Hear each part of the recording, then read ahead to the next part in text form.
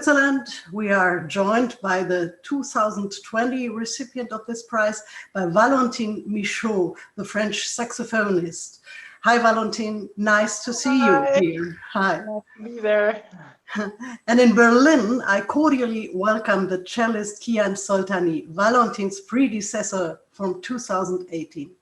Hi, I was in Berlin this morning, but I'm already this morning. You're no longer in Berlin. I'm in Vienna, actually. In Vienna, so your flight was earlier. I knew only that it was postponed or pre-posed.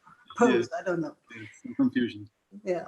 We are now meeting here each other via Zoom in a virtual space, so to speak. But did you ever meet before personally in real life? Nope. But you did something know about each other before this evening? Well, yeah, well, I knew that Kian won this prize before, so I knew what he was doing since 2 years already, yeah, and even a bit before, actually, yeah. But yeah, and I knew that you won this prize after me, of course, but no, this is literally the first time we interact, so nice to meet you also. Very nice. Congratulations.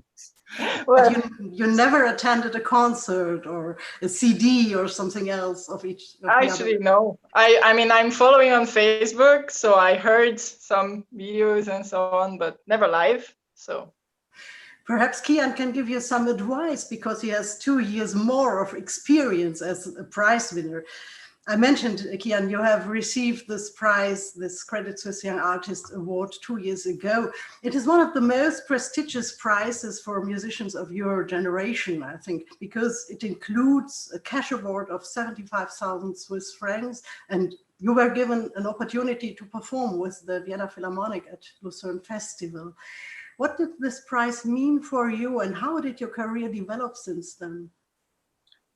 For me, it was incredible, really, because I knew about this prize already. I knew it since the day that Sol Gabetta won it, which was, I think, 10 years prior to that. I'm not sure. I don't know the exact year.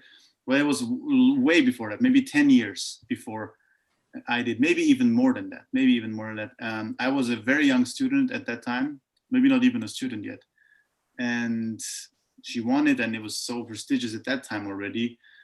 And since then, I've been following this award and always seeing who got it next. And actually never occurred to me that I would ever even get nominated. I didn't even know how it even really works. It never occurred to me. So the nomination already was this incredible honor. And then I really prepared like crazy for it, because it was the first time. And that's really horrible to say, but it was really the first time that I really wanted some prize. I really wanted the prize for the first time. Before that, luckily, when I would go into competitions, I had no like real wish for the first prize. It really sounds crazy, and people probably don't believe this, but it's really true. Every competition I ever went, I never really wished for the first prize. I just tried to, give my best. But to be very honest with you, when I went there to Credit Suisse, I really wished to get it. And it's a dangerous mindset, actually. It's not maybe very recommended. I would always recommend people to go there and just give your best and don't care about the results so much. But in all honesty, now in retrospect, I can announce and admit that I cared very much. And so when I got it, it was an incredible relief, and just I was so happy and afraid. I was afraid how I would feel if I won't get it. So I'm happy I never had to experience that feeling. So I'm really relieved, and it's really hopefully the last time I will be in this situation where I will feel this kind of pressure and competition thing. I told myself, that's it. I'm not doing this again. I'm not able to handle this anymore. I'm too old. I'm also thinking this. Yeah. What were your experiences, Valentine? Pressure too? Yeah, actually, it's to be honest, it's a bit like Kian. I mean, I did competitions before. Actually, I was aware of this prize also since a long time, and also because I won the Jeune Solist in 2017. So I was also like Sol Gabetta, and then I also knew it. And I was like, okay, but there is no way, because first of all, I play saxophone, so just don't dream. And then the nomination was already like, wow. And it was also a time I was thinking, okay, I will not do competitions anymore, except if I get invited.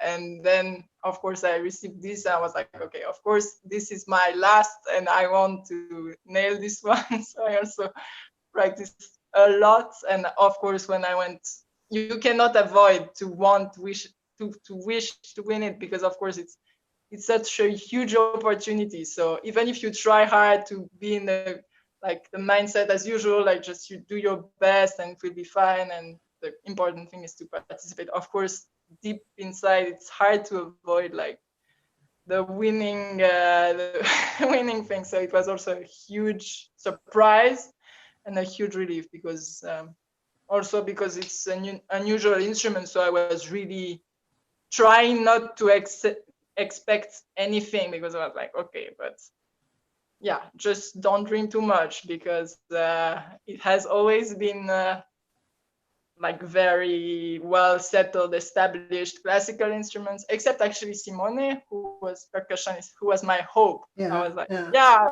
there was still some outsider there, so maybe, but yeah, it was a very good surprise.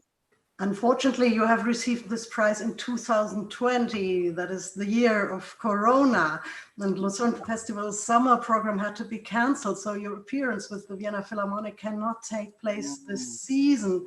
Nevertheless, in spite of that, what are you expecting from winning this award for your future?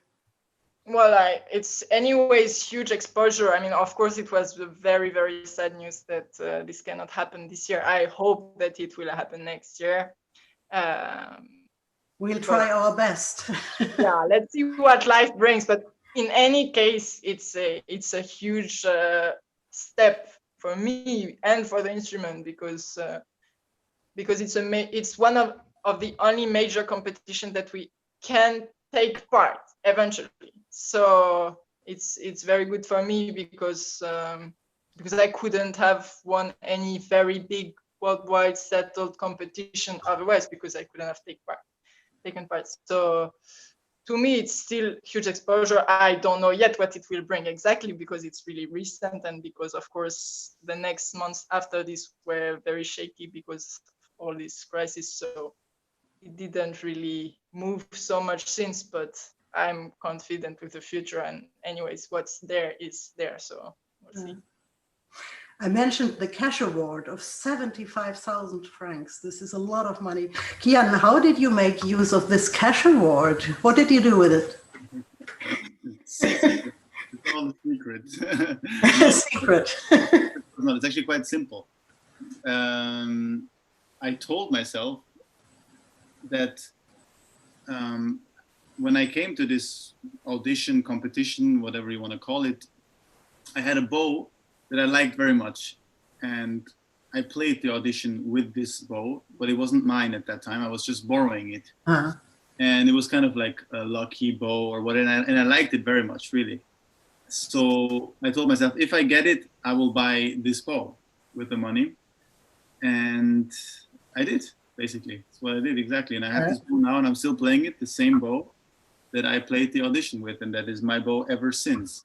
It is so expensive, such a bow. No, it's not that expensive. There is bows that are much more expensive than this, but this one luckily is not. So there was, of course, some money left, which I did different things with it. You know, I mean, life has its normal costs, and I didn't have any specific investment for it. I just, made my life slightly more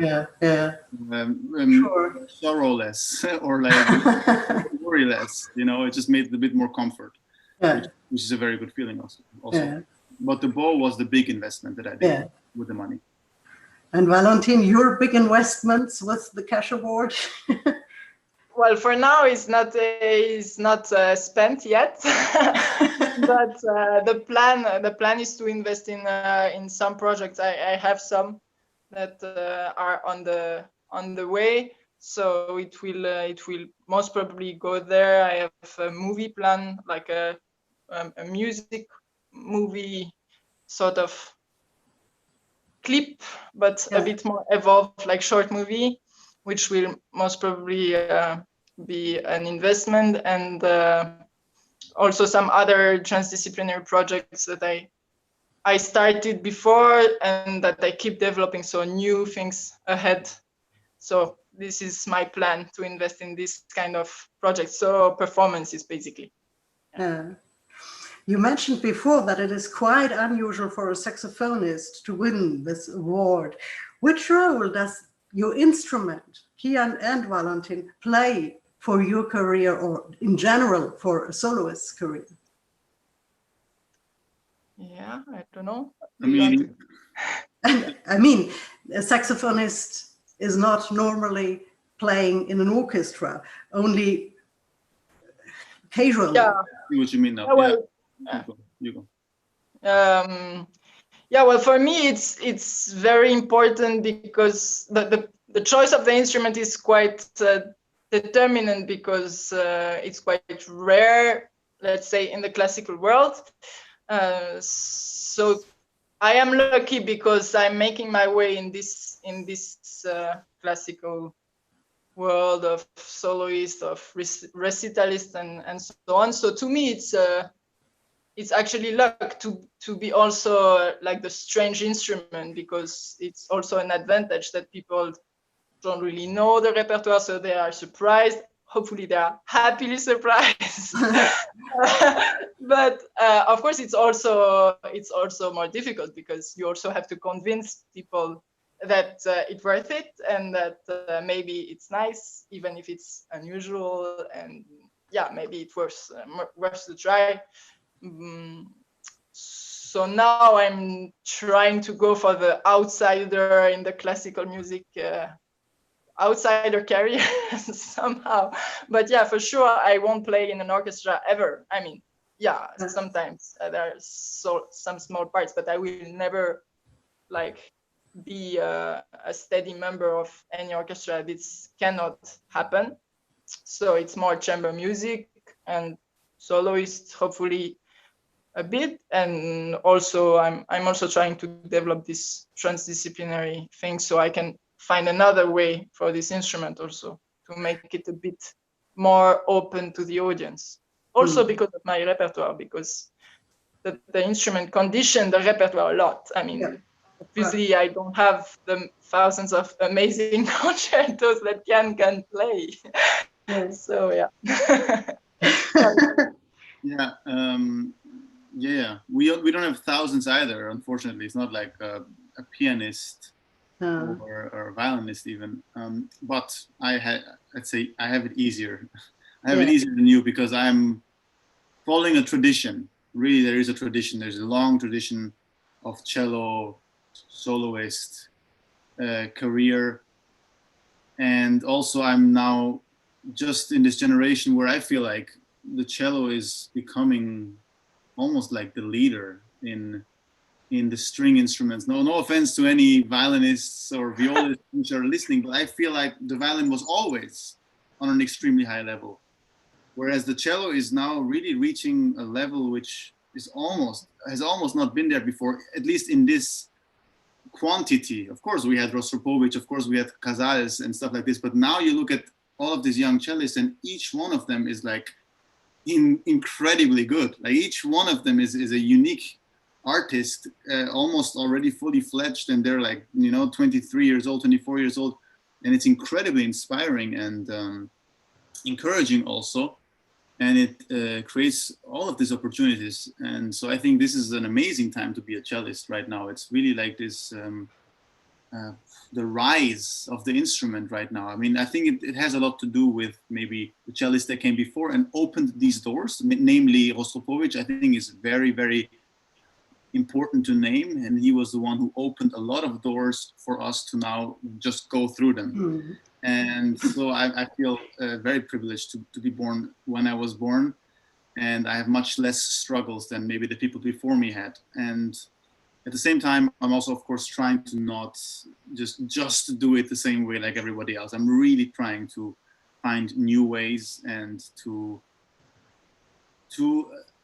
take advantage of this 21st century access to everything, to musical database and music history like has never been before. It's also, we are also, at the same time, we have it easier, like I said, because of this amazing tradition and everything has been said. But at the other time, we are also challenged like never before, our generation, because for the first time in history of humanity, now such a thing as an internet is all around and everybody has access to everything all the time. That is good and also bad. And it creates a lot of challenges, but also opportunities. So I'm saying there's so much input, and it would be a waste to not use the opportunities that we have now with all of this information that is given to us. So I'm trying to use as much of it as possible, not just repeat the same things that have been done, because now the game has changed, and artists, I think, need to change with the times that they live in. So I'm trying to be an artist of our time, so as much as I can, while still playing, of course, Haydn and Bach, but also, you know, bringing it into today and continuing to search for new music, and not just in the very small box, which is classical music, but in all of it, which is just actually, I'm not sure you have it easier at all because actually of the tradition and all that is already done, because you have to renew it. You have like the big challenge of, my challenge is to make a way for it, for this instrument, basically, like to invent something, to do something out of it. But in the other hand, I don't have that much weight of things that have been done before, and that you have, nonetheless, you have to play as good, but you also have to propose something new. So it's also very difficult. I don't have to. That's the thing. I don't really have to. It would be easy to just lean back and ride the wave. Because you don't have to, but of course I want to, and that's when the challenge begins. But I could also take the easy way of just like, let's just do it like everyone else did it before. I'm trying not to. Then that is what the challenge really is. But if I wanted to, I could just lean back, and that option you don't have. So therefore, that's why I'm saying it is a little easier, because I have this backup strategy. So both of you are committed in contemporary music and new pieces, as far as I understood. But there are yet some listeners who are skeptical, who have a skeptical attitude toward these new sounds and new pieces. How would you try to convince them to listen to this music? Yeah, I think it's hard to convince people to listen to it, because it's hard to convince people to be curious. But what we can try is to convince them, once they are here, that this music is good. To make the first step, I mean, what I'm trying to do is to find ways to bring the music in other kind of settings, with dancers, with painters, with performers, so it can maybe bring some other audience that is not necessarily here just because of the repertoire. But for the classical music audience, I guess they have, at one point, they have to take the risk to go to listen to new music, to a saxophone concert, which is like completely random repertoire that they've never heard before. But most of the time people come and say, this is great, because we would never have think that this music is this, and we thought we didn't like contemporary music. And I think there's a lot of preconceived ideas about contemporary music, and this is where young performers need to somehow prove that this music can be interesting. It's like every music, there is good one and there is bad one there. That's it. You just need to pick the good pieces and then to defend it, to make people love it. So this is what your job is in the end, I guess, as a performer. Also at the end, I think it's a lot about balance also. I understand if people don't love to sit for 2 hours and listen to atonal music. I understand. I'm not even like surprised by that fact. It's all about balance. And at the same time, you said they're skeptical, but critical. To be critical is not a bad thing. I would think it's quite important to be that, and it's also for us important as interpreters and artists. We should stay critical and not just accept everything that is presented, and be like, well, it is contemporary, so we're just going to do it because no, there needs to be a level. There needs to be certain things that I don't want to talk badly about any contemporary composers, but certain things need to be there. There needs to be some story, some line and purpose to this music. If we're just here to connect random notes and then call this contemporary music, I would not be personally be interested to be part of this project so much. I'm not saying it shouldn't be played. It should absolutely, but I see it as my personal responsibility also that when I go on stage with a piece, that I'm standing behind it completely. And difficult, of course, because if you're making a premiere, you don't really know. So this is a fine line of staying critical, but taking risks. Of course, it's all about taking risks, but also challenging the composers to try to think just beyond the notes, which of course they do. I'm not here to teach any composer, but there has to be a level also, just like with, old music, that we don't play everything that was written in the time of Mozart. Most people only play Mozart anymore. There were so many genius composers around him, and composers that were less good actually, who lived in his time. And we have the same thing right now. I don't think we need to blindly accept any piece that is just, being written as this new masterpiece. There has to be still levels of constructive criticism and constructive thinking and feedback, and this needs to be constantly improved. We shouldn't get comfortable with the idea of atonal music and that we have reached now a final stage of this is it. I think it should constantly be improved, and also, as you said, involving other forms of expression would definitely help, like visually, maybe bring some visual element to it that is not just a listening experience, it's just an experience in total. And now we have so many tools for that we can do that. So people who are critical and skeptical, that's good. Stay critical and skeptical, but also don't lose your curiosity and take risks. It all goes all together. You definitely have to take risks and you have to stay curious, but also, of course, critical. As young artists, you will have the chance to shape the future. If you had all power and opportunities, what would you like to change in musical life? What are your dreams of the future of music? Wow.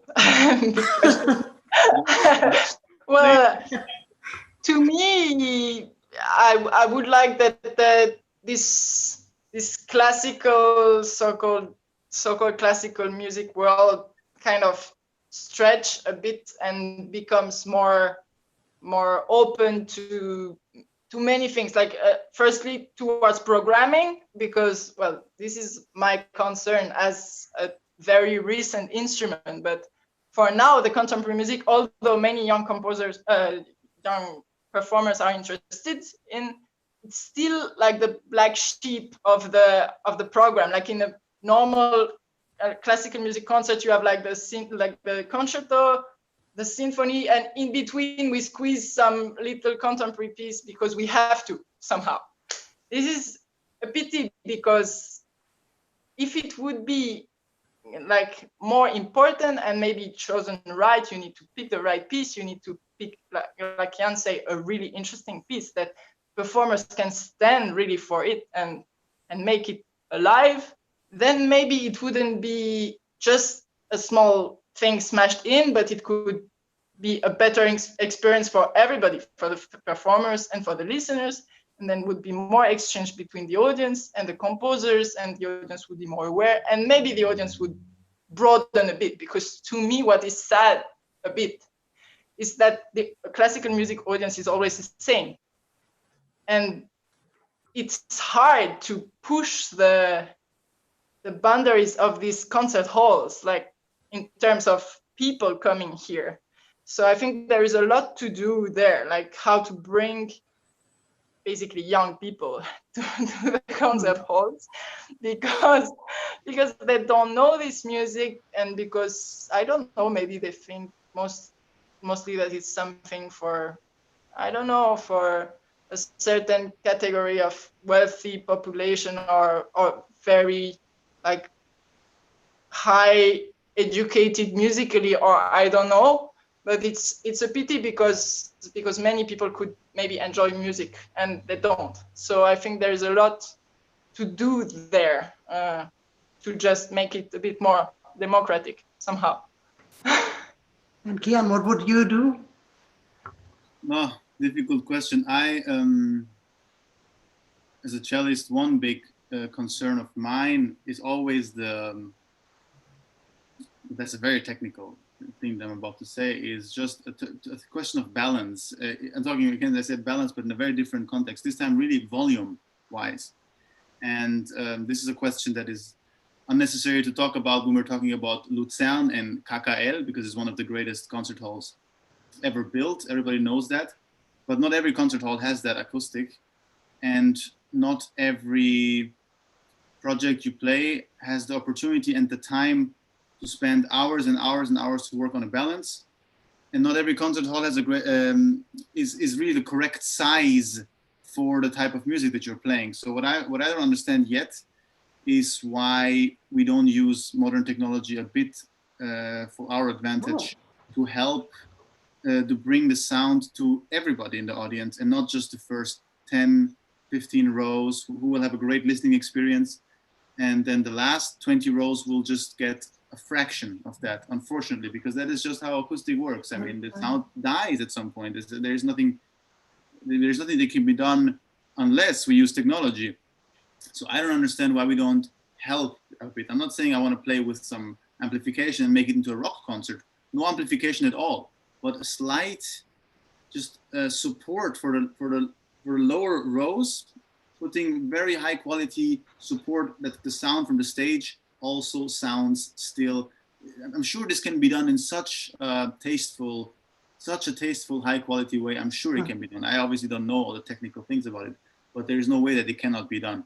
And many concert halls would really profit from this. And let's say a cellist plays with orchestra, especially a cello concerto, it is a big struggle every time. Especially in the large halls and in the USA or not really made. This music that we're playing is not really made for this size of halls. That's what I'm now just making this assumption, because I cannot imagine, that it could be ever written for a size like this. So it's time if we're bringing the music of the 18th century into the 21st century, which we are doing, let's do it for real, and let's not pretend that we're still in the 18th century. And let's do it for real. Let's really bring it to the 21st century and use the opportunities that the 21st century is giving us. And let's not just close ourselves into this. It has to be exactly like it was in 18. If that were the case, then we should just go and play in castles only, and for 30 people in the audience. The big concert hall thing was not a thing in the 18th century. 2,000 people audience, not to my knowledge. Now maybe there's some historians who will disagree with me. And even if it was, I'm saying let's improve it even. Let's improve it by using the technology a little bit and making the listening experience perfect.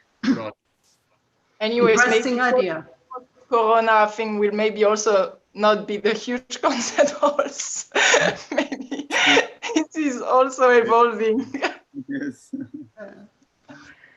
In any case, I really hope that all of your dreams will come true. Valentine Michaud and Kian Soltani, thank you so much for spending this happy hour with us. We all look forward to having you as soon as possible back on stage, if at Lucerne Festival or wherever in the world. I wish you all the best for your future, and thanks very much again. Thank you. Tomorrow, Lucerne Festival will announce the complete program and the schedule for the short festival Life is Life, which we will present in August. And I can tell you now in advance that Valentine Michaud will be part of this festival and will perform twice in a solo recital and in a modern concert.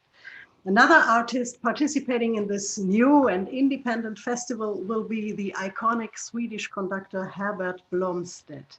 And he will be our guest in the next edition of Lucerne Festival's Happy Hour series of chats on July 2nd. I hope that you will also be able to join us again. See you next Thursday. Ganz herzlichen Dank an alle. Bis nächsten Donnerstag dann mit Herbert Blomstedt. Schönen Abend. Merci vielmals. Bye bye.